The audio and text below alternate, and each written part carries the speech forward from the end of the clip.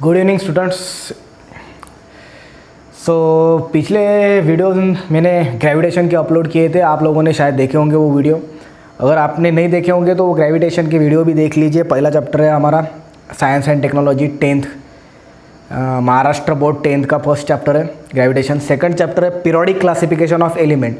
अगर आप लोगों ने वो वीडियो नहीं देखेंगे तो आप देख सकते हो चैनल पे जाने के बाद वो प्लेलिस्ट में पूरे के पूरे ग्रेविटेशन के पार्ट 1 से देखना शुरू कर दीजिए तो आखिरी के पार्ट तक सबका सब मैंने पूरे पहले पूरी की पूरी वो फिजिक्स का चैप्टर था, पूरी की पूरी थ्योरी एक्सप्लेन किए और नोटबुक आपके टेक्स्ट बुक में जो भी न्यूमेरिकल्स है वो भी एक्सप्लेन कर दिए। हमारा नेक्स्ट चैप्टर है पीरियोडिक क्लासिफिकेशन ऑफ एलिमेंट। तो पहले चैप्टर का नाम समझ लेते हैं।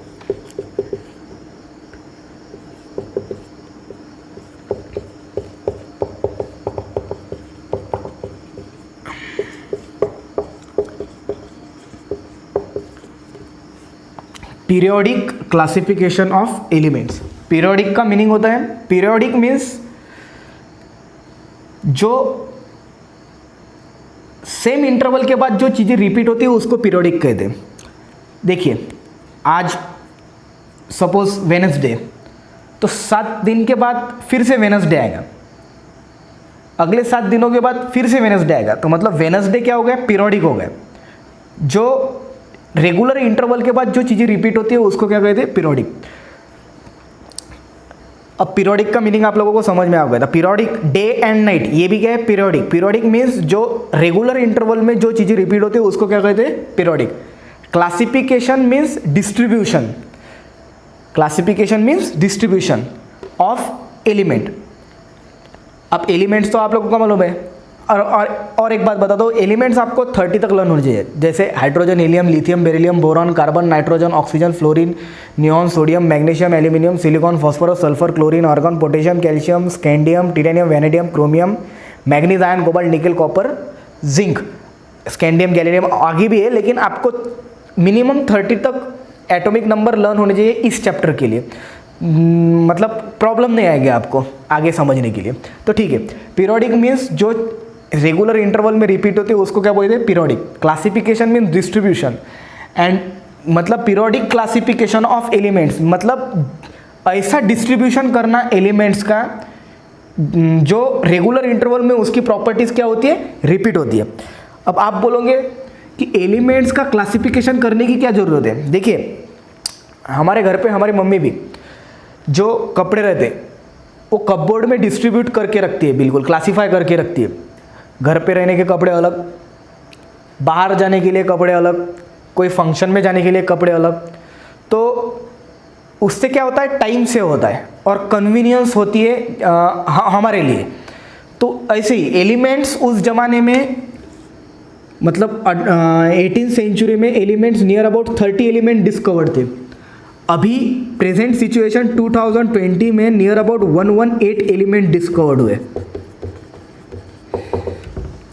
तो इतने सारे एलिमेंट्स, अब इतने सारे एलिमेंट्स कंबाइन हो गए तो क्या फॉर्म करेंगे, कंपाउंड्स।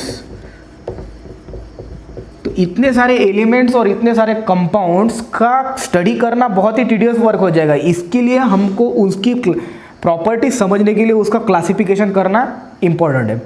तो क्लासिफिकेशन करने के लिए अलग अलग साइंटिस्ट आए, जैसे आपके टेक्स्ट बुक में पहला साइंटिस्ट डोब्रानर है, उसके बाद न्यूलैंड्स है, फिर मेंडेलीव है, फिर हेनरी मोसेली है। बहुत सारे साइंटिस्ट आए जिन्होंने अपने अपने हिसाब से एलिमेंट्स का क्या किया, क्लासिफिकेशन किया। लेकिन ये चैप्टर समझने के लिए कुछ थोड़े बहुत बेसिक्स चाहिए, आपको मालूम होने चाहिए, तभी ये चैप्टर आगे चल के हमको प्रॉब्लम नहीं देगा। अच्छे से समझ लेंगे स्टेप बाय स्टेप बेसिक से लेके, तो आप लोगों को समझ में आएगा। Periodic classification of elements means ऐसा क्लासिफिकेशन करना, मतलब उसकी प्रॉपर्टीज रेगुलर इंटरवल में क्या होनी चाहिए, रिपीट होनी चाहिए। आगे आप लोगों को समझ में आएगा कि इसका मीनिंग क्या होगा। तो ठीक है, मैं अभी आपको इसको लगने वाला बेसिक पढ़ा देता हूँ। देखिए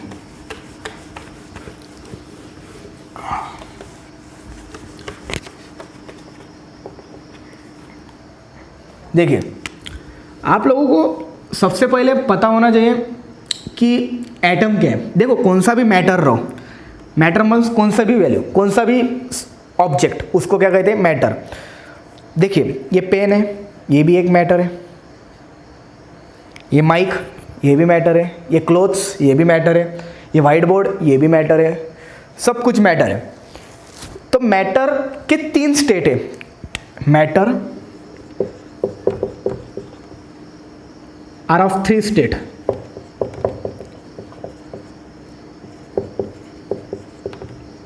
कौन से? ये तो बचपन में पढ़ा होगा आपने, सॉलिड, लिक्विड एंड गैसियस। तो ये बचपन में आप लोगों ने पढ़ा होगा, solid, liquid and gaseous. Solids में जो पार्टिकल्स रहते हैं वो tightly bound to each other रहते हैं, मतलब उसके जो पार्टिकल्स रहते हैं वो एकदम tightly bound to each other रहते हैं। इसमें लिक्विड में जो पार्टिकल्स होते हैं उनकी फ्री मूवमेंट होती है, मतलब जैसा कंटेनर होगा उसके हिसाब से वो शेप पकड़ लेते हैं, तो उसको क्या बोलते हैं, लिक्विड। और गैसियस में जो है वो पार्टिकल्स इनमें बहुत ही फ्री मूवमेंट होती है। एयर भी एक गैस है, आप लोगों को मालूम होगा। तो ऐसे मैटर के 3 टाइप से, सॉलिड, लिक्विड एंड गैसियस, ये आप लोगों को मालूम होगा। अब ये जो मैटर है, ये मैटर का स्मॉलेस्ट पार्टिकल, उसको क्या कहते हैं, जो फर्दर डिवाइड नहीं होता, उसको क्या कहते हैं, एटम। क्या कहते हैं, एटम। अगर ये पेन है, सपोज इस पेन को मैंने काट दिया, एक पार्ट मिला, इसको भी काट दिया, एक और पार्ट मिलेगा, उसको भी काट दिया, उसको भी काट दिया, और एक टाइम ऐसा आएगा कि उस पेन को हम डिवाइड नहीं कर पाएंगे।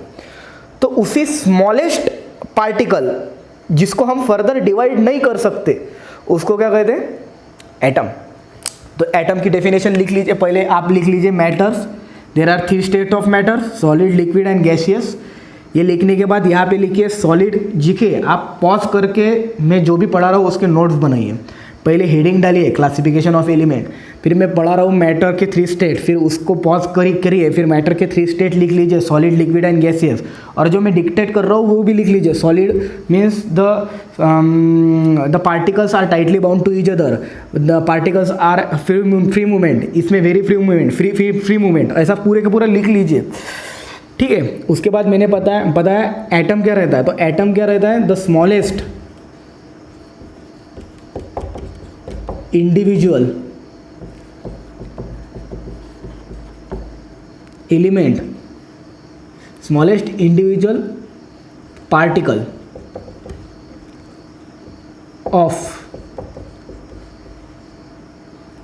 ऑफ मैटर बोलो या एलिमेंट बोलो, एक ही बात है, इज नोन एज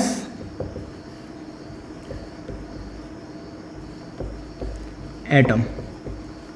ये डेफिनेशन आपको मालूम होनी चाहिए। एटम मतलब the smallest individual particle of an element is known as atom.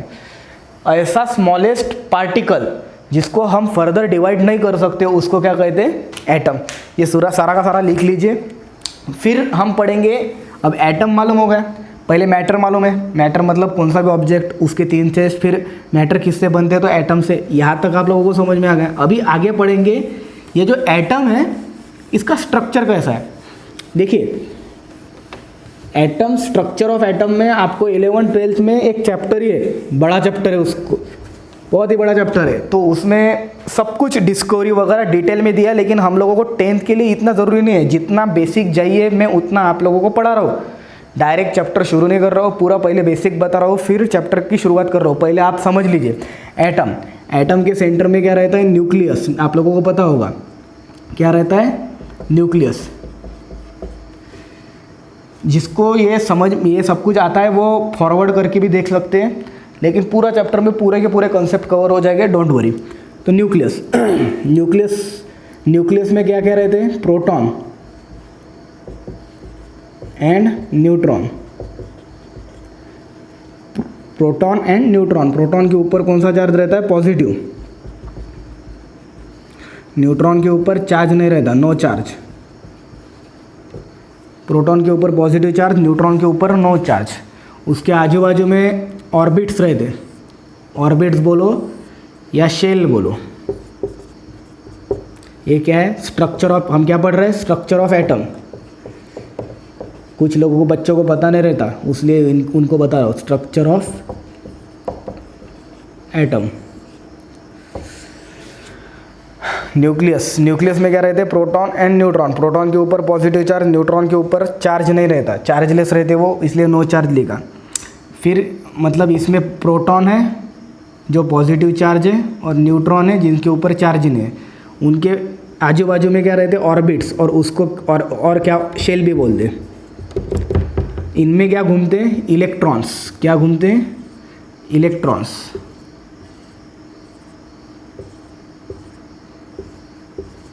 आप लोगों को मैं आगे बताऊंगा। पहले ऑर्बिट में 2 इलेक्ट्रॉन रहते, पहले ऑर्बिट में कितने इलेक्ट्रॉन रहते, उनकी कैपेसिटी रहती है, वो आगे चल के आप लोग पढ़ोगे।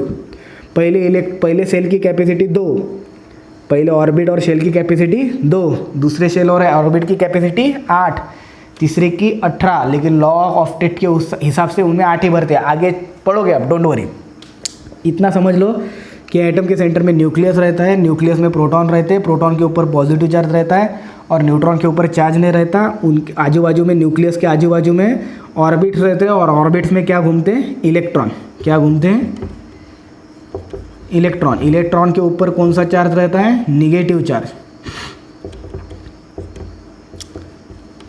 ये डायग्राम निकालिए, सब कुछ लिख लीजिए। फिर अब मैं आपको बताता हूँ, ये प्रोटॉन का और इलेक्ट्रॉन का नंबर कैसा रहता है? सेम रहता है। प्रोटॉन और इलेक्ट्रॉन का नंबर कैसा रहता है? सेम रहता है। उसको ये क्या बोलते हैं? Atomic number. ये सब कुछ इंपॉर्टेंट है। Atomic number, atomic number is denoted bye Z। Atomic number is denoted bye Z। इस क्या है एटॉमिक नंबर की डेफिनेशन? क्या है? नंबर ऑफ इलेक्ट्रॉन, और बोला है मैंने यहाँ पे, ध्यान दीजिए। नंबर ऑफ इलेक्ट्रॉन और नंबर ऑफ प्रोटॉन, उसको क्या बोलते हैं? Atomic number. एक तो प्रोटॉन नंबर बोलो या तो इलेक्ट्रॉन नंबर बोलो, उसी को क्या बोलते हैं? Atomic number, and it is denoted bye Z। Suppose aluminium नाम का एलिमेंट है। एल्यूमिनियम नाम के एलिमेंट में प्रोटॉन कितने हैं? उसका एटॉमिक नंबर कितना है? 13। पीरियोडिक आगे है आपको, डोंट वरी। तो एल्यूमिनियम का एटॉमिक नंबर है 13, तो उसमें प्रोटॉन कितने रहेंगे? 13। इलेक्ट्रॉन भी कितने रहेंगे? 13। हाइड्रोजन का एटॉमिक नंबर क्या है? 1, तो उसमें भी प्रोटॉन कितने रहेंगे? 1। इलेक्ट्रॉन कितने रहेंगे? 1। हीलियम का एटॉमिक नंबर कितना है? 2, तो उसमें प्रोटॉन कितने रहेंगे? 2, और इलेक्ट्रॉन भी कितने रहेंगे? 2। मतलब एटॉमिक नंबर मतलब नंबर ऑफ इलेक्ट्रॉन और नंबर ऑफ प्रोटॉन, हमेशा आप ध्यान में रखिए, ठीक है। अब पढ़ेंगे atomic mass. Atomic mass is denoted by A. Atomic mass is denoted by A. अब आप लोग बोलोगे सर मास मतलब, देखो केमिस्ट्री में मास और वेट एक ही है। मैंने ग्रेविटेशन में आपको बताया था कि मास और वेट में बहुत सारा डिफरेंस है, मैंने आपको समझाया था। लेकिन फिजिक्स में मास और वेट का डिफरेंस हमको मालूम होना चाहिए, लेकिन केमिस्ट्री में मास और वेट एक ही है। तो ठीक है, एटॉमिक मास, देखिए हमारा वेट या मास मुझे गिनना है, तो मेरा सर का मास वेट, मेरा पेट का, मेरे हाथों का, आर्म्स का, लेग्स का, सब का मास मतलब मेरा टोटल वेट, बराबर है। तो एटम का भी टोटल वेट हमको गिनना है। तो टोटल वेट गिनने के लिए हमको उसके प्रोटॉन का मास, न्यूट्रॉन का मास, इलेक्ट्रॉन का मास, इन सब के मास को क्या करना पड़ेगा? ऐड। तो उसके हिसाब से हम क्या निकाल लेंगे? Atomic mass. तो atomic mass means addition of, मतलब number of proton plus number of, ये प्लस है, नंबर ऑफ इलेक्ट्रॉन। इलेक्ट्रॉन को ई ऊपर निगेटिव चार्ज, ये ऐसे शॉर्ट फॉर्म लिख रहा है, आपको पूरा लिखना है। Atomic mass means number of proton plus number of electron plus number of neutron. Atomic mass means number of proton plus number of electron plus number of neutron. अभी ध्यान दीजिए, अभी इलेक्ट्रॉन देखिए, सपोज मेरा वेट है अभी 70 kg, बराबर है। वेट गिन लिया मैंने, मेरे 70 kg। मैंने टकली कर दी, बाल मुंड वाले अपने, फिर से वेट किया, वो फिर से 70 kg। क्यों? मेरे बालों को मास नहीं है, वेट नहीं है, लेकिन बॉडी के कंपैरिजन में वो बहुत ही कम है, निग्लिजिबल है। तो वैसे ही प्रोटॉन और न्यूट्रॉन का मास ज़्यादा रहता है। As compare to mass of electron. ऐसा बोलते हैं कि मास, जो इलेक्ट्रॉन का मास रहता है, नहीं, प्रोटॉन का जो मास रहता है वो 1870 मतलब 1870 टाइम्स इलेक्ट्रॉन के मास के, मतलब इतना ज़्यादा मास रहता है उसका। किसका? प्रोटॉन का और न्यूट्रॉन का। प्रोटॉन से भी ज़्यादा न्यूट्रॉन का मास रहता है, मतलब दोनों का मास नियर अबाउट सेम रहता है, लेकिन नंबर ऑफ इलेक्ट्रॉन, मतलब इलेक्ट्रॉन का मास बहुत ही कम रहता है, निग्लिजिबल रहता है, इसलिए हम उसको नहीं गिनते।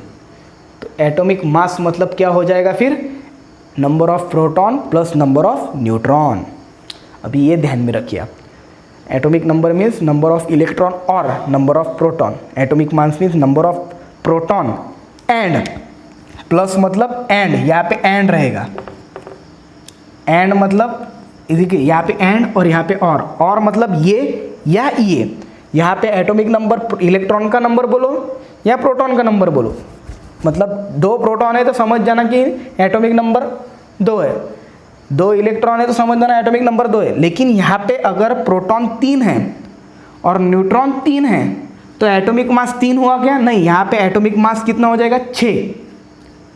देखिए यहाँ पे मैं बोलता हूँ, सपोज एग्जांपल देके बताता हूँ। ये सपोज कार्बन का एटम है,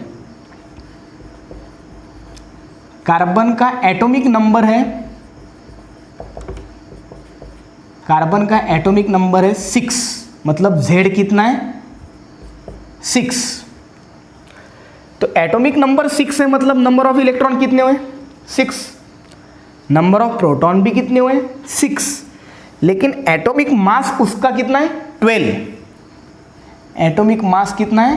12, मतलब उसमें नंबर ऑफ प्रोटॉन कितने हुए? 6 एंड नंबर ऑफ न्यूट्रॉन भी कितने हुए? 6। अभी समझ में आया? एटॉमिक मास मतलब number of proton and number of neutron की addition, and atomic number means number of electron और नंबर ऑफ प्रोटॉन।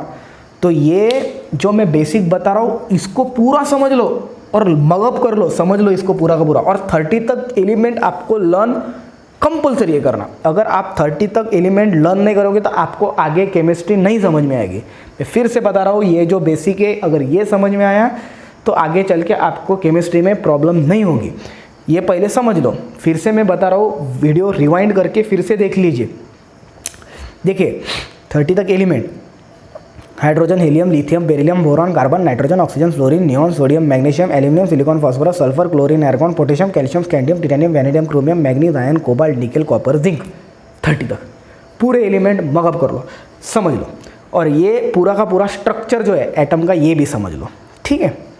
अब स्ट्रक्चर समझ में आया, एलिमेंट्स क्या रहते हैं वो भी समझ में आए।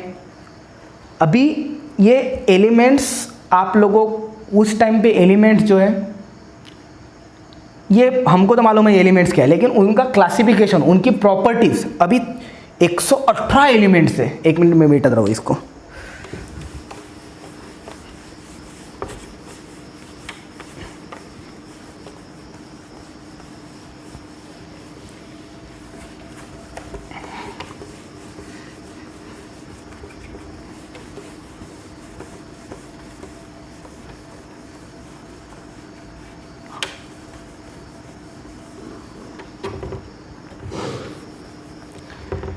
एक 118 एलिमेंट्स है, 118 एलिमेंट्स के प्रॉपर्टीज लर्न करना डिफ़िकल्ट वर्क है।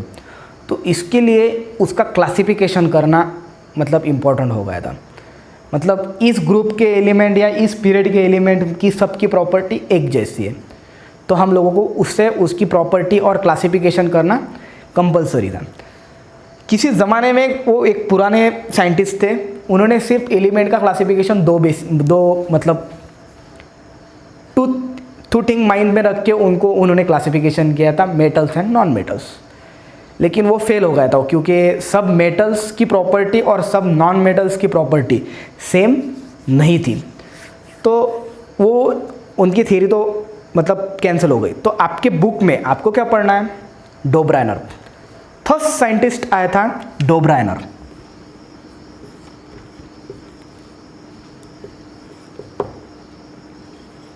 डोब्राइनर उसने एक बात बताई थी क्या बात बताई थी डोब्राइनर ने? उसने क्लासिफिकेशन किया था एलिमेंट का on the basis of atomic mass. पहला पॉइंट क्या? पहला point, he arrange the element on the basis of atom increasing order of their atomic मास। लिख लीजिए, ही अरेंज द एलिमेंट, आप पॉज करके लिख लीजिए। पहला पॉइंट, पहला हेडिंग क्या डालेंगे? Döbereiner law of tried, Döbereiner law of tried. फिर पहला पॉइंट लिखेंगे, पॉइंट वाइज लिखिए, नोट्स बनाइए खुद के, उसको रेगुलर देखिए, मेरे वीडियो देखिए, आप लोगों को समझ में आएगा। डोब्राइनर लॉ ऑफ ट्राइड, पहला, he arrange the element in increasing order of their atomic mass. अभी मैंने पीछे थोड़ी देर पहले बताया था एटॉमिक मास क्या है? Number of proton and number of neutron, ठीक है? तो हाँ, तो छोड़िए वो बात। पहला पॉइंट है he arrange the element in increasing order of their atomic mass, पहला पॉइंट हो गया। फिर he make the elements 3 groups of element, मतलब 3 के ग्रुप्स बनाए। सपोज बता दो मैं आगे, ये x है, ये y है और ये z है, ऐसे 3 एलिमेंट्स के उसने क्या बनाए?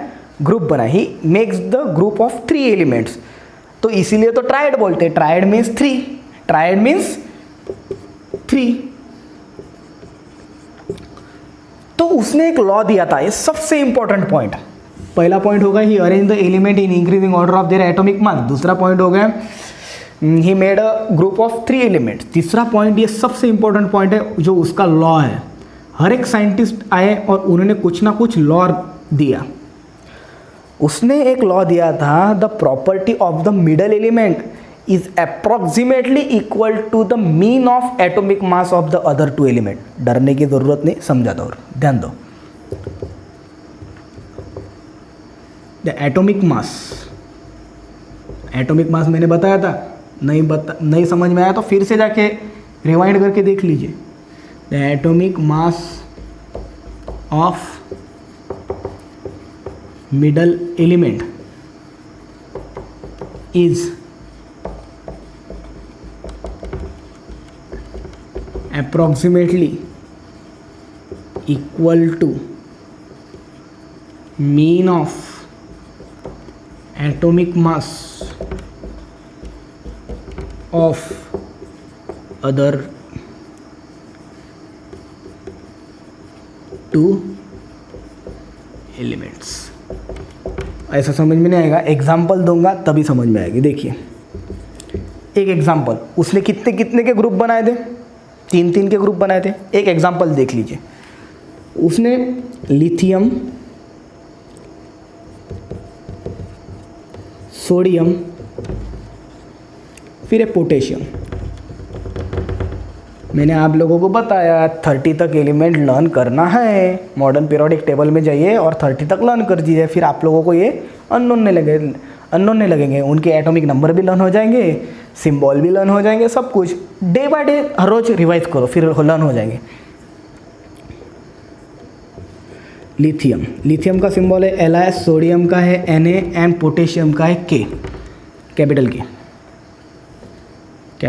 K। देखो इन्होंने 3, अभी उसने क्या, इसका एटॉमिक मास है 6.9, इसका है 39.1 और इसका है 23। अब देखिए उसने क्या कहा था, atomic mass of a middle element is equal to the mean of atomic mass of other 2 element. अब मीन मतलब क्या है? मीन मतलब 2 नंबर को ऐड करो और डिवाइडेड बाय 2। एवरेज कैसे निकालते हैं हम? सपोज मैंने 10 रन मारे, मेरे एक दोस्त ने 20 रन मारे और एक दोस्त ने 30 रन मारे, तो हम तीनों के रन की एडिशन डिवाइडेड बाय 3, उसको क्या कहते हैं? एवरेज। मीन भी एवरेज है लेकिन 2 दोस्त का। सपोज मेरा एक दोस्त है, उसने 100 रन मारे और मैंने मारे 200, तो हमारा मीन क्या हो गया? 200 + 100 300, 300 डिवाइडेड बाय 2 कितना? 150, 150 हमारा क्या हो जाएगा? मीन। वैसे ही यहाँ पे मीन मतलब इन दोनों की एडिशन डिवाइडेड बाय 2। देख लीजिए 6.9 + 39.1 डिवाइडेड बाय 2। अब देखिए 6.9 पॉइंट के नीचे पॉइंट, 39.1 0 कैरी 1 कितना हो जाएगा? 10 16 कैरी 1 4 46 46 डिवाइडेड बाय 2 कितना ना, 2 to the 4, 2 3 23। देखिए उसका लॉ क्या हो गया, सेटिस्फाइड हो गया। देखो उसने क्या कहा था, the atomic mass of a middle element, the atomic mass of a middle element is approximately equal to the mean of atomic mass of other 2 element. मतलब जो बीच में का जो एलिमेंट है उसका एटॉमिक मास किसके बराबर होगा, इन दोनों के एटॉमिक मास के मीन से, इन दोनों के एटॉमिक मास ऐड करो डिवाइडेड बाय 2। तो ये था डोब्रानर लॉ ऑफ ट्रायड।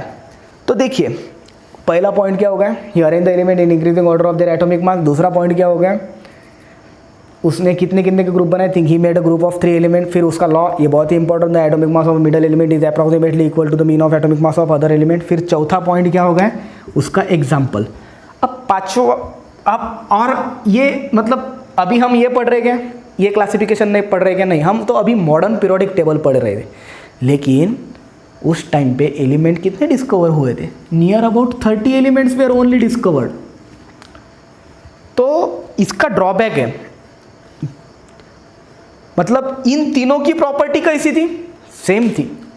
तीनों को ग्रुप में, मतलब एक ग्रुप में डाला है, तो उसका कहना था इनकी केमिकल और फिजिकल प्रॉपर्टी कैसी थी, सेम थी। चौथा पॉइंट, आप पांचवा पॉइंट लिख सकते हो, the chemical and physical property of a 3 elements according to Dobereiner was same. ऐसा पांचवा पॉइंट भी आप लिख सकते हो। तो लेकिन इसका ड्रॉबैक क्या था, क्यों फेल हो गए, क्योंकि मतलब ऐसे 3-3 के ग्रुप बनाए, लेकिन ये जो 3-3 के ग्रुप बनाए वो हर एक एलिमेंट के ग्रुप के लिए सेटिस्फाइड नहीं होता। 3-3 के ग्रुप बनाए, फिर भी कुछ कुछ ग्रुप ऐसे थे जिनकी chemical and physical property same नहीं थी। तो इसका ड्रॉबैक था, all the elements, all the group of 3 elements they are not satisfying the law of triad. मतलब कुछ कुछ एलिमेंट के अगर chemical and physical property same भी हो गई, फिर भी वो लॉ ऑफ ट्रायड फॉलो नहीं करते थे। तो ये उसके ड्रॉबैक्स थे। तो उसके बाद आए न्यूलैंड्स, वो नेक्स्ट पार्ट में मैं आपको अपलोड करूँगा। न्यूलैंड्स, फिर मेंडलीव, फिर हेनरी मोसेली का मॉडर्न पीरियोडिक टेबल, जो फिलहाल हम पढ़ रहे हैं। तो आपको ये पूरे के पूरे पॉइंट्स, एक एक लेक्चर का एक एक पॉइंट ध्यान में रखना है। एक्सरसाइज तो आप ऐसे ही सॉल्व कर दोगे अगर पूरे के पूरे लेक्चर ध्यान से पढ़ोगे तो। चलो ठीक है, स्क्रीनशॉट निकालो। Thank you. और वो हाँ, लाइक एंड सब्सक्राइब।